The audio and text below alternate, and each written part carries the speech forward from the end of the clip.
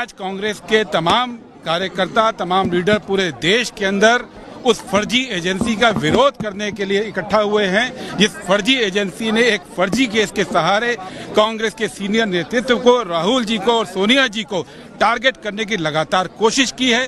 ये वो फर्जी एजेंसी है जिसने पिछले 10 साल के अंदर 5,900 केस किए लेकिन केवल 23 केस साबित कर पाए हैं। ये वो फर्जी एजेंसी है जिसने 10 साल के अंदर करीब 70,000 करोड़ की प्रॉपर्टी को अटैच किया है लेकिन केवल 23 केस साबित कर पाए हैं। ये वो फर्जी एजेंसी है जिसने 10 साल के अंदर 193 केस पॉलिटिशियन के खिलाफ किए हैं जिसमें 95% केस अपोजिशन के लीडर्स के खिलाफ हैं और जो उस समय अपोजिशन के लीडर थे आज वो बीजेपी के साथ बैठे हैं। इन 95% लीडर्स के अंदर हेमंत विश्व शर्मा थे, इसमें प्रफुल्ल पटेल थे, इसमें अजीत पवार थे, इसमें वो तमाम नेता थे जिनको बीजेपी ने डराकर अपनी तरफ मिलाने की कोशिश की।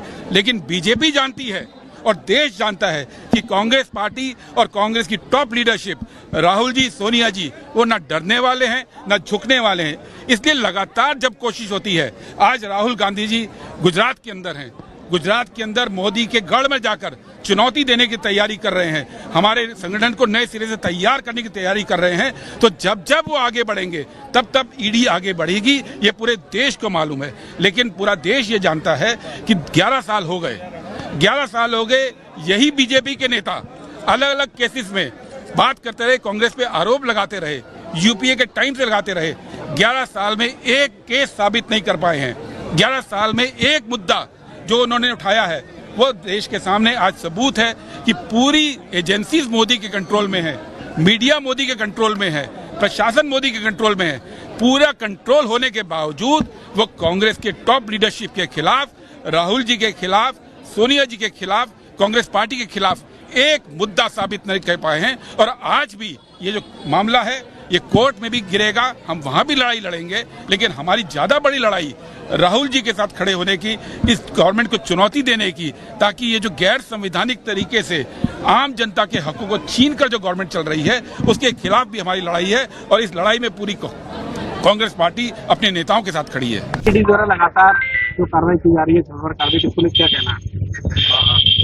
देखिए, ये सरकार जब से आई है, मोदी जी की जो सरकार, ये केवल विद्वेष की भावना से कार्रवाई कर रही है। ईडी का इस्तेमाल केवल और केवल विपक्ष के नेताओं पर, विशेष रूप से आज देख सकते हैं कि गांधी परिवार के ऊपर लगातार इन्होंने ईडी की कार्रवाई की है। सोनिया जी को, राहुल जी को इन्होंने अभी अपनी चार्जशीट में उनका नाम लाया है और नेशनल हेराल्ड के मामले में, जिससे कि उनका कोई लेना देना नहीं है।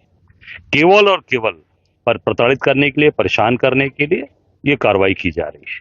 मैं आपको बताना चाहूंगा कि जब से राहुल जी सड़क से लेकर सदन तक इस सरकार का जवाब दे रहे हैं, इस सरकार के सारे काले जितने भी इनके करतूत हैं उसको पूरी तरीके से जनता के सामने बता रहे हैं। और अभी आप देख सकते हैं, जब से कांग्रेस पार्टी मजबूती से गुजरात के अंदर काम शुरू कर दी है, जब से राहुल जी गुजरात के अंदर अपनी ताकत दिखा रहे हैं, तब से पूरी तरीके से भारतीय जनता पार्टी की चूल्हे हिल गई हैं। क्यों? क्योंकि जो गुजरात मॉडल दिखाकर ये देश के अंदर आए थे, वो गुजरात मॉडल ही पूरी तरीके से केवल बनावटी और केवल दिखावटी है। वो पूरी तरीके से एक्सपोज होने जा रहा है और निश्चित तौर से कांग्रेस पार्टी को जितना ये प्रताड़ित करेंगे, जितने हमारे नेताओं को प्रताड़ित करेंगे, कांग्रेस का एक एक बब्बर शेर सड़क उतर के लड़ेगा और इनको जवाब देगा। ईडी की मैं बता ही रहा हूं कि ये जो नई राजनीति है बदलेखोरी की, भाजपा ने ये लॉन्च की हुई, इसको हम कंडेम करते हैं। और हिंदुस्तान की पहचान तो महात्मा गांधी से शांति का प्रतीक थे। वो सारी दुनिया में आप देखिए नॉन वायलेंट मूवमेंट्स जो हैं वो उन्होंने लीड की। उनके पास नेल्सन मंडेला साहब आए और एक नया रुख सियासत का सारी दुनिया ने लिया। मगर ये जो अपने पॉलिटिकल विरोधियों को गवर्नमेंट की एजेंसीज के जरिए उनको दबाने की ये जो कोशिश है, हम इसको कंडेम करते हैं। और सारी डेमोक्रेटिक फोर्सेस और विशेष तौर इंडियन नेशनल कांग्रेस, जिसका एक बड़ा रोल हिंदुस्तान को आजादी दिलाने में और आजादी को बरकरार रखने में है, वो सारे इस बात को कंडेम करते हैं। हम अपनी लीडरशिप के साथ हैं, सोनिया जी के साथ हैं, राहुल जी के साथ हैं और सारी के सारा हम चट्टान की तरह अपनी लीडरशिप के साथ करें और ये रिप्रेसिव मेजर्स जो है इनको कंडेम करें। अहमदाबाद अधिवेशन में ये तय हुआ था, हम लोग शपथ लिए थे कि हमारा 3 शब्द पे हम खड़े रहेंगे। एक है संकल्प, दूसरा है समर्पण, तीसरा है संघर्ष। आज ईडी ने जिस ढंग से झूठे बात को सच समझाने के लिए पूरे देश के सामने ये झूठे एक राहुल जी और सोनिया जी के खिलाफ जो दायर किया है, ये चार्जशीट जो दायर किया गया है, इसके खिलाफ हम लोग सब खड़े हैं। राहुल जी कहते हैं डरो मत, हम डरते नहीं, राहुल जी भी डरते नहीं। जिस ढंग से कांग्रेस पार्टी ने पूरे देश भर एक आंदोलन शुरू करने के लिए कोशिश कर रहे हैं, राहुल जी और सोनिया जी के खिलाफ ईडी का ये चार्जशीट से हम लोग सब तैयार है। कोई भी कंसिक्वेंसेस आएंगे हम सामना करेंगे और संघर्ष करने के लिए हमारे सारे वर्कर्स तैयार हैं। धन्यवाद।